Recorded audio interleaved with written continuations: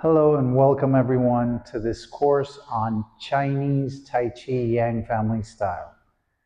For those of you who are not aware, Tai Chi is a health system that has been practiced in China for hundreds, if not thousands of years in order to improve health benefits and to gain a lot of concentration, flexibility.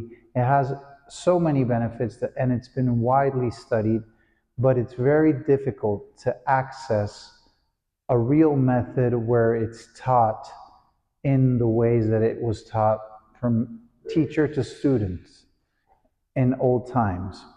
I'm trying to deliver this course in a very easy, simple way where you can do it, accompany me day by day and just practice each step, and hopefully you will reap benefits in many aspects of your health. So to not go too deep into this introduction, I've been practicing Kung Fu and martial arts and Tai Chi Chuan for over 37 years. And well, I just want to share this knowledge with you and hope that it can bring you a ton of richness and benefits, and to do it the way it was taught to me by my Chinese teacher, and hope that you enjoy it and have a very good process and a right process, a correct process in this learning this system. Thank you for being here. The first thing we learn in Tai Chi is called the arch walk. The arch walk is to be practiced for at least 1 week. This takes around 5 minutes every day. That's what you should do. And it's going to structure your walk during the forms, okay? Tai Chi is a system that you need to practice and have patience with it. It's not something that you're going to learn and you're going to be good at immediately. And if you're not very patient with things, well, here you're going to learn to be patient, okay? So it's because every step adds up to the full picture and the full puzzle, okay? So the first thing that we're going to practice for this week is called the arch walk. So first we're going to begin with our feet together and our arms to the side, relaxed, our head straight. We're going to try to be as straight as possible. We're going to bend. We're going to start putting, oh, that's my biggest student. He's right here with me. He's my son. So don't worry, he's watching because I want him to learn all this. So I want him to watch. Thank you. His name is Adrian. Say hi. Hi, Adrian. So the first thing we're going to do is we're going to stand straight, and we're going to put one of our feet 45 degrees, okay? What is 45 degrees? If I have a square in front of me, an imaginary square, right? The diagonal that cuts that square into two triangles, that diagonal has the direction of 45 degrees. So I'm going to imagine that square right in front of me, and that diagonal is 45 degrees, and I'm going to put one of my feet 45 degrees. Okay, so I'm going to do that again. I'm standing straight, one of my 2 feet goes 45 degrees, and then I bend slightly, okay? Bend comfortably. If you have any leg issues, you bend less. If you want to strengthen more, you bend more. Depending on the level that you want to practice, you bend more, you bend less, but you don't have to do anything difficult right now. If you just bend a little bit, then you're going to step with the other foot, and you're going to step, and you're going to place your heel with no weight, okay? Heel with no weight. But this heel has a characteristic. It's a very important characteristic. If I were to move my heel back in a straight line, and you can see in the wood of the floor that it marks a straight line. If I were to move the foot back in a straight line, it would not be in the same line of my other heel. Okay? Both heels would have at least a fist distance. What is a fist distance between the heels? this. I can put one fist in between the heels at least. What is the ideal position? The ideal position is that one heel is at the level of my right shoulder and the other heel is at the level of my left shoulder. So we're going to do a class where I'm going to put like two railroads in front of me, imaginary railroads, and that's where my heels are going to go. Okay? So I'm going to do that again.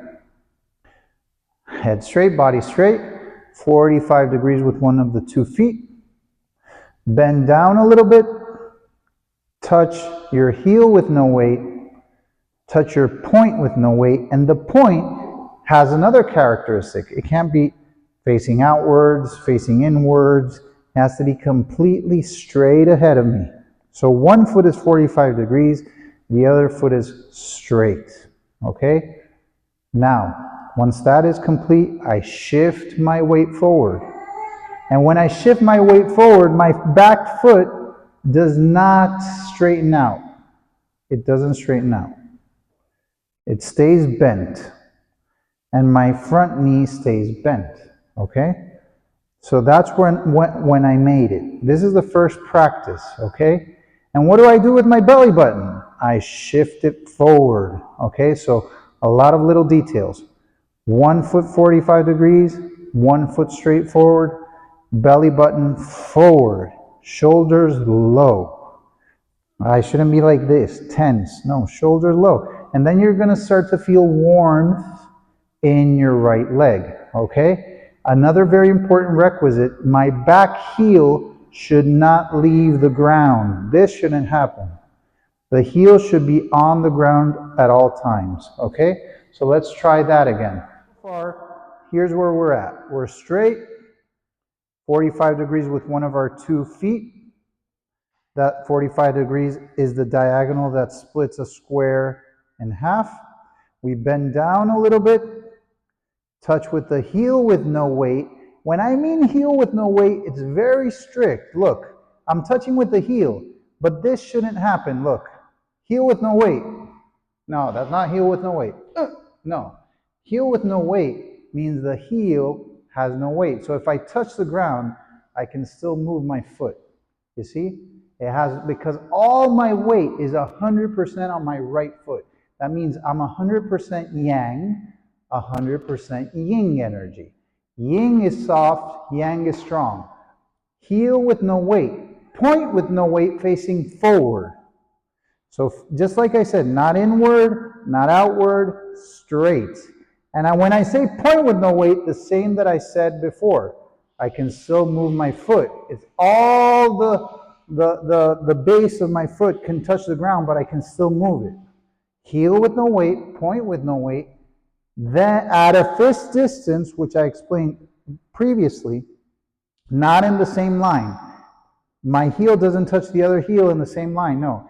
It's one fist distance apart. And then I shift my weight forward and I put my belly button forward.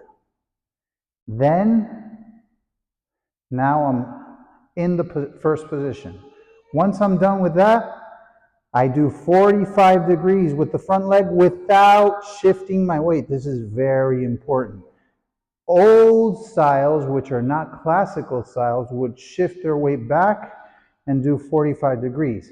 If your knees hurt too much, you can do that. But in classic style, Tai Chi Chuan, you keep your weight forward and then do 45 degrees and then you pick up. When you pick up the back foot, the foot that picked up is in the middle of your other foot. Where the foot has a curve, that's like the bridge of the foot, that's where you pick up your foot. Okay? And you put the base of your foot, this part goes on the ground in the middle of the foot. And I do not stretch my left leg. I don't do this and relax. No. I keep my weight down. Okay? So let's try that again. Feet together, arms to the side. We're almost done with class number 1. 45 degrees, bend down a little bit, heel with no weight, point with no weight, change the weight, belly button forward, head straight, 45 degrees with one foot, feet come together, and now I'm going to do heel with no weight with my right leg, point with no weight, change the weight forward, belly button forward, okay? Shoulders low. I am 45 degrees without shifting my weight, 45 degrees, and pick up. Heel with no weight, point with no weight, change the weight, belly button forward, 45 degrees, and pick up. Now when I pick up, my belly button can have an angle, a 45-degree angle. That's not a problem. When I put heel with no weight, look, I can move my heel. Point with no weight, I can move the sole of my foot. And then when I change my weight forward, here's where my belly button faces forward. I leave my heel on the ground, and I do 45 degrees, and I pick up. Last one, heel with no weight, point with no weight, change the weight forward, belly button forward, 45 degrees, and pick up. And then I straighten up and I rest. That is the first step in class number 1. This is what you need to practice for the first week of Tai Chi. Okay? Thank you for being here.